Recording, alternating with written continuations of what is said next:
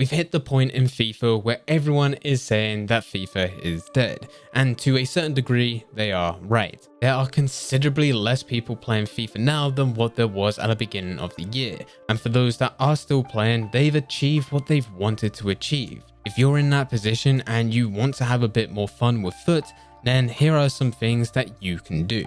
But before we do get into the video, if you're looking to get some very easy coins, then there is no better place than Mule Factory. Head over there to get yourself some cheap, fast FIFA coins, completely reliable, and if you use Fnatic5 at checkout, you'll also get yourself a 5% discount. Link can be found in the description down below. Getting back into the video, it's normal for a game to die. People aren't as interested as what they were before. New games release, updates get pushed, and of course, people have things to do. If you bought FIFA 22 on its release and you're still playing it to this day, you're considered as a hardcore FIFA fan, potentially even a FUT fanatic. Unfortunately, that title doesn't make the game any more interesting when you've pretty much done everything. That's why in today's video, I'll go through a list of things that I plan to do to spice things up a bit. So the first thing is playing friendlies and also going into FUT draft. These games are considered to be less sweaty, especially now at the time of recording this video where we have team of the season. Everyone is going through division rivals to get as many packs as possible and the FUT Champions qualification points to go into the FUT Champions playoffs and hopefully qualifying where they will go into the FUT finals. With the FUT finals, there is rewards which will give you weekly team of the season players. Everyone that enters these game modes are trying to get the highest possible rank. This is by far the sweatiest time within FIFA 22. I remember right at the beginning on the release, everyone that went through FUT Champions saw that you can get points for losing matches, so for a lot of them, they forfeited, and this does include me. Even when I do go through FUT Champions now, I do still try to forfeit, but instead of having the benefits that you would have at the beginning of the year, it's now that you will just come up to other players which are sweaty and they're not going to be gifting you wins. And anytime that an opponent does forfeit, it's because it's 0-0 and they're quitting straight away, not even gifting you the win.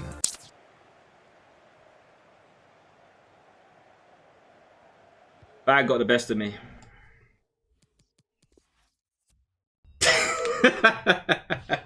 So to avoid all of this, it's best to go into friendlies or even FUT draft. These game modes are considerably less sweaty and you can actually have a lot of fun with them. For a lot of the friendlies, there are requirements which you must meet before you're able to play the game, and they can change quite regularly depending on the objectives which are available.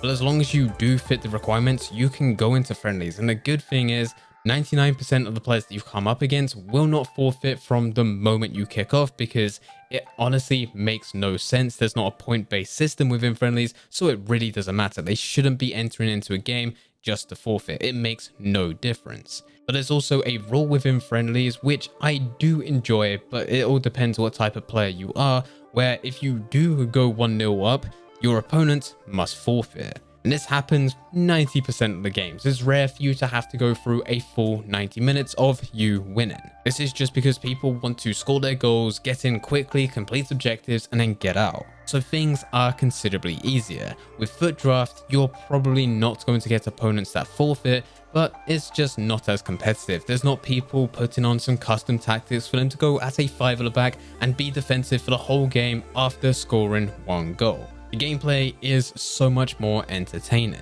The second thing that you can do is change up your team. With FIFA, if you want to be doing well with gameplay, you must use meta players, but doing well in FUT now really doesn't make much of a difference. It's not as important compared to what you had to go through on the release. It truly means nothing as we are coming towards the end of Ultimate Team, so you could go and use players that you've never played with before, or go back to the players that you did enjoy using but just want the meta within FIFA. With player prices being what they are and rare gold players being insanely cheap, the most expensive one being Mbappe, but even he is not as much as what he was at the beginning of the year, most people will be able to afford him. You could really have a weekly cycle where you just try out different types of players and see how they feel. If they're good, continue to play with them. If they're bad, never use them again. But every single week you can experiment with different types of teams. This is exactly what I'm doing.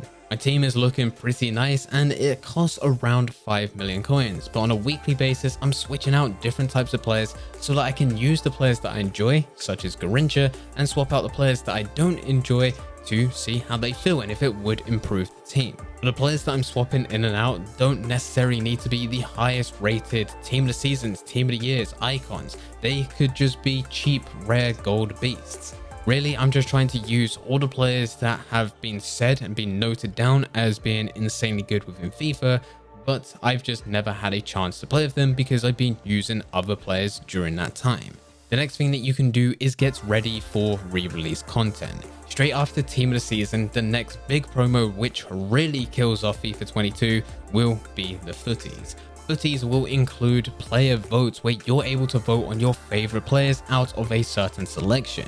You'll be able to go and see footy favorites, you'll have derby days, and you also get the best of re-release content. Re-release content will be a mixture of objectives, SBCs, and you'll also have all of the previous Team of the Weeks, Team of the Seasons, and I think it even went into other promos such as Team of the Year, which will be released back into packs.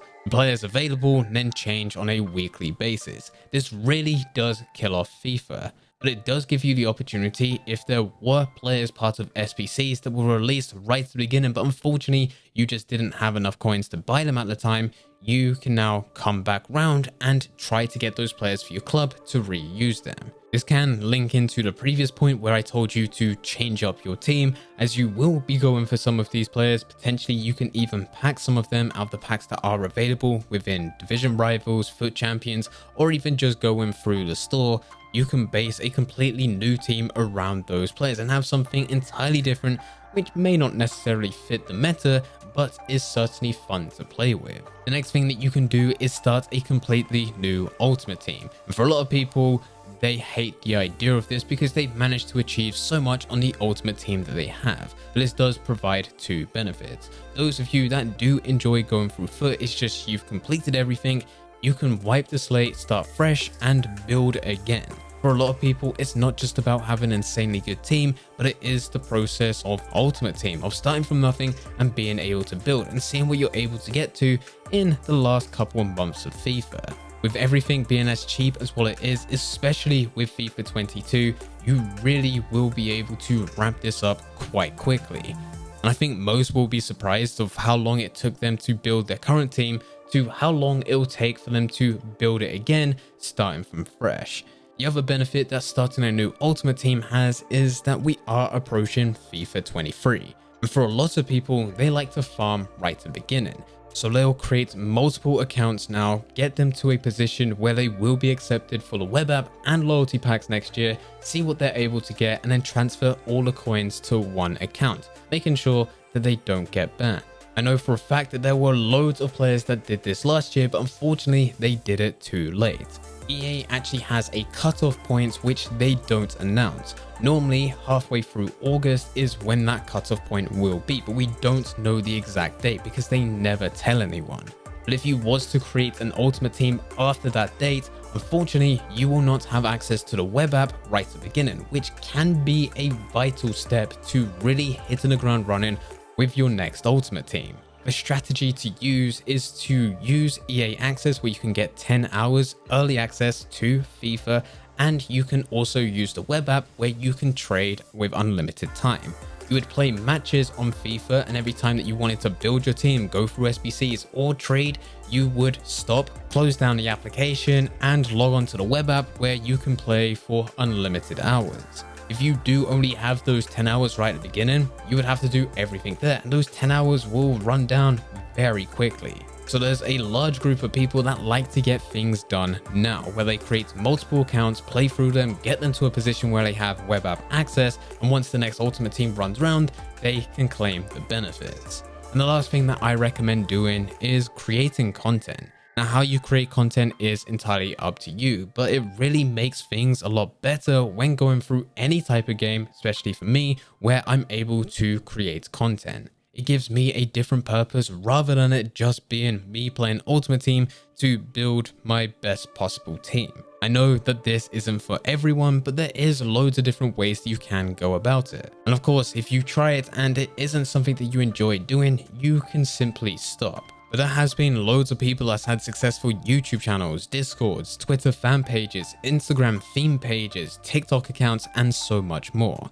And if FIFA isn't the only thing that you want to do, you can branch out to other games if you really want to, or even highlight other hobbies. This doesn't need to just stick with FIFA, it could really branch out to whatever it is you want, as long as your audience is actually enjoying that type of content. The type of content that you produce is entirely up to you. You can do news and tutorials, which is what I do, or you can go down the entertainment route where loads of other people have been extremely successful. But creating content is always an option, and it's never too late. It was round about this time last year when I started Foot Fanatic. We went through FIFA 21, and at this point, coming towards the end of FIFA, was when I went through the ultimate beginner's guide to FIFA 21. But nowadays, there's so many more things to do, such as being able to go through squad battle. There were quite a lot of people that said that this was way too late of a video, should have done it right at the beginning. But on the other hand, there was loads of other people that needed that type of video at that current moment. And that's what led to the first video on this channel ending up having 177,000 views. You're hard. Content creation just needs to be something that you're interested in for you to get started. Anyway guys, here are the things that I would recommend looking into if you are currently bored playing FIFA 22, but you unfortunately have no other games to play. I understand that everything that is on this list isn't for everyone, but hopefully there is something that you're interested in going through. If you do have any questions, feel free to leave them in the comment section down below. But anyway guys, I hope you guys did enjoy. If you did enjoy, don't forget to leave a like and subscribe. But for now, I'm going to see ya.